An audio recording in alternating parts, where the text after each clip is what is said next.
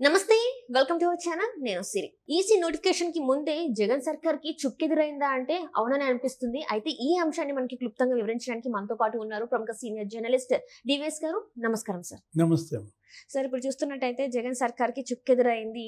EC notification రాకముందే మోదీ గారు అంటే కన్నెర్ర చేశారు అని చెప్పేసి మనకి వార్తలు వస్తున్నాయి. ఇందులో ఎంతవరకు వాస్తవం ఉంది సార్?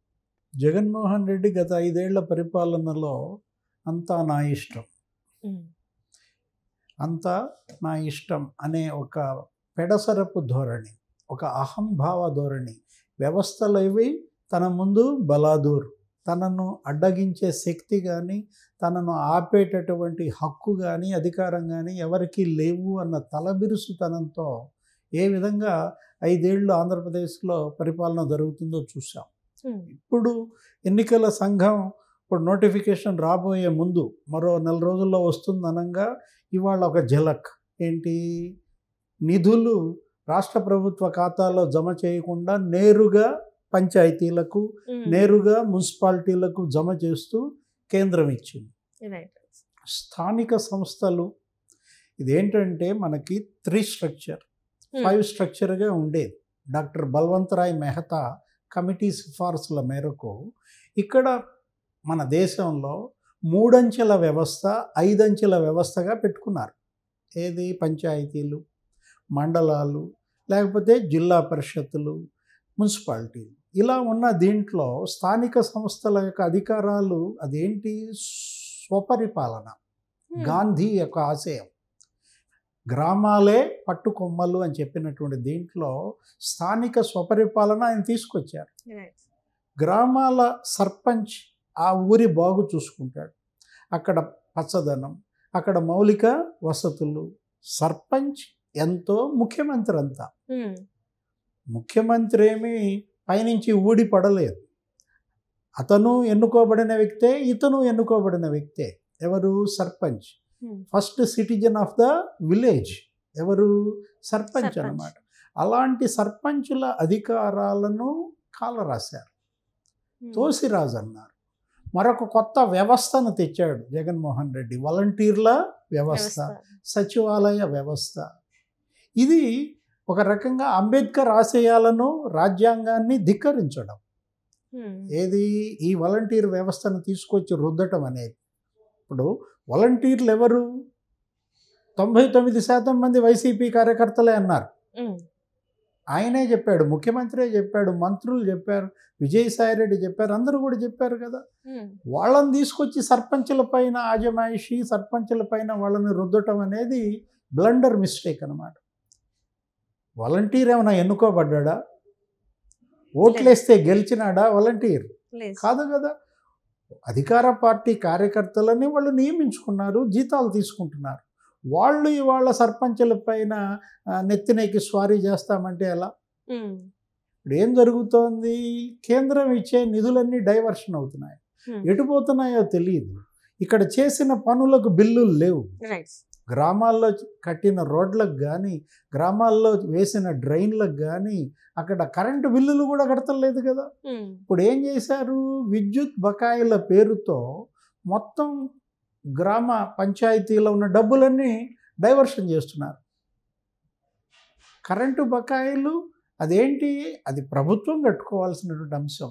మీరు సర్పంచ్ పర్మిషన్ లేకుండా, గ్రామ సభ తీర్మానం చేయకుండా ఎలా విద్యుత్ బకాయిల పేరుతో మరి పంచాయతీ అకౌంట్లో డబ్బులు లాగేస్తారు? దీనిపైన ఇవాళ ఆంధ్రప్రదేశ్ మొత్తం ఉద్యమం జరుగుతుంది, ఆందోళన జరుగుతుంది. సర్పంచులంతా రోడ్డెక్కారు.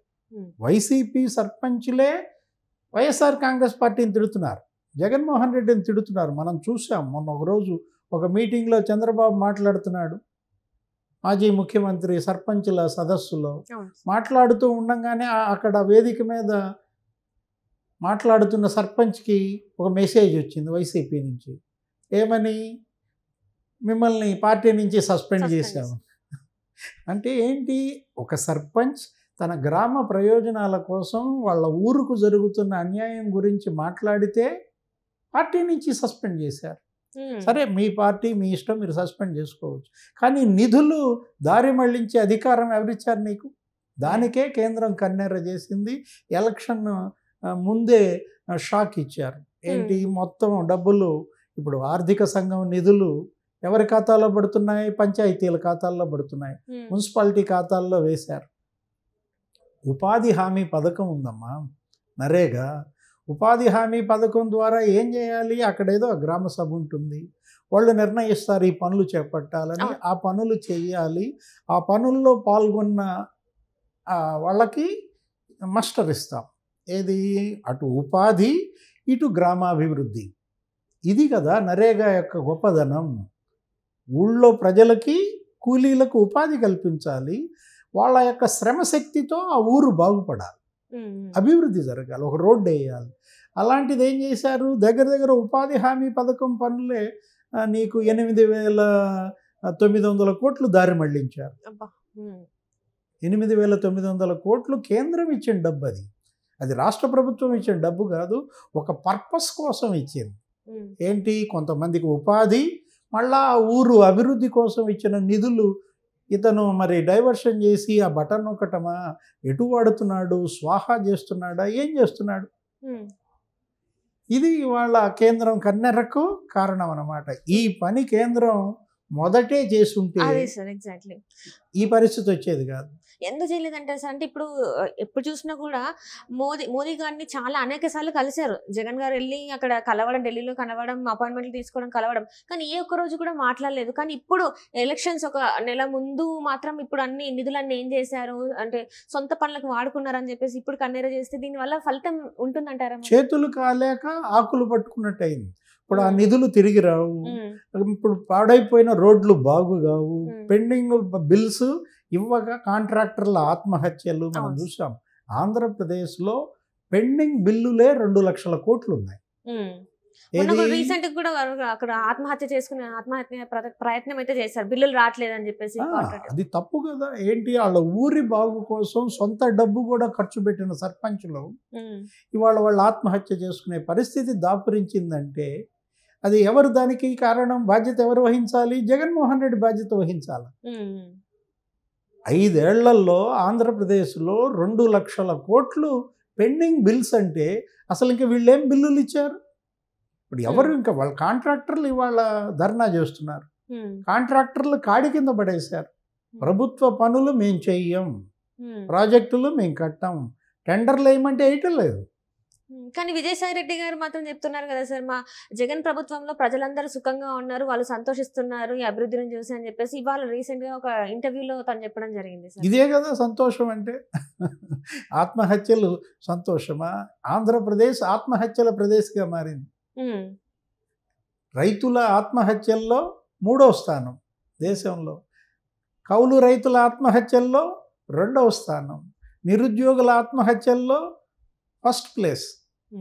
ఇదా సుఖంగా ఉంది, ప్రజలు సంతోషంగా ఉన్నది ఇలాగానా? 30,000 మంది మహిళలు అదృశ్యమయ్యారన్నారు. హోంశాఖ నివేదిక ఇవి, ఎన్సీఆర్బి లెక్కలు ఇవి. ఇలాంటి పరిస్థితుల్లో అక్కడ అరాచకం రాజ్యం వెళ్తోంది, అభద్రత నెలకొంది, ఎవరికీ అక్కడ రక్షణ లేకుండా పోయింది. మార్కెట్కి వెళ్ళినటువంటి ఆడపిల్ల వెనక్కి తిరిగి వస్తుందన్న పరిస్థితి లేదు. స్కూల్కి వెళ్ళినటువంటి బాలిక క్షేమంగా తిరిగి వస్తుందన్న పరిస్థితి లేదు. ఎక్కడ చూసినా మాఫియా బ్యాచ్లు, land mafia, sand mafia, wine mine mafia. ఈ 4 మాఫియాలే కాదు, అమిత్ షా, నడ్డా ఇంకో 2 మాఫియాలు చెప్పారు. కేంద్ర మంత్రులు, బీజేపీ అధ్యక్షుడు, హోంశాఖ మంత్రే అన్నాడు విశాఖపట్నంలో. ఏమని? ఫార్మా మాఫియా అన్నాడు. అంటే మందులు కూడా మాఫియాలాగా జరుగుతోంది. ఆయన జేపీ నడ్డా ఏమన్నారు? ఎడ్యుకేషన్ మాఫియా అన్నారు. అంటే ఏంటి? ఆ బైజూస్ అనేది అవన్నీ కూడా 500 కోట్లు 1000 కోట్లు స్కాములు. పిల్లల యొక్క ఆ ట్యాబ్లెట్లు అవి ఆ పంపిణీ, ఆ ట్యాబ్స్ ఉన్నాయి కదా కంప్యూటర్లు ఇచ్చేదాంట్లో కూడా 10,000 రూపాయల ట్యాబ్ 20,000 రాసుకుంటున్నారు. ఆ తెచ్చిన ట్యాబ్ అన్న పని చేస్తుందా? అది పని చేయదు. టోటల్గా ఇవాళ వీళ్ళు తెచ్చినటువంటి డబ్బులు మొత్తం దుర్వినియోగం చేశారు, స్వాహా చేశారు. కంటి ఎదురుగా ఒక ఆస్తి లేదు. 12 లక్షల కోట్ల అప్పుల్లో ఆంధ్రప్రదేశ్ మునిగింది. ఆ తెచ్చిన అప్పులన్నీ ఏమయ్యాయి? మీరు తెచ్చిన అప్పులతో ఏమైనా సంపద సృష్టించారా? ప్రాజెక్టులు కట్టారా? పేదల ఇళ్ళు కట్టారా?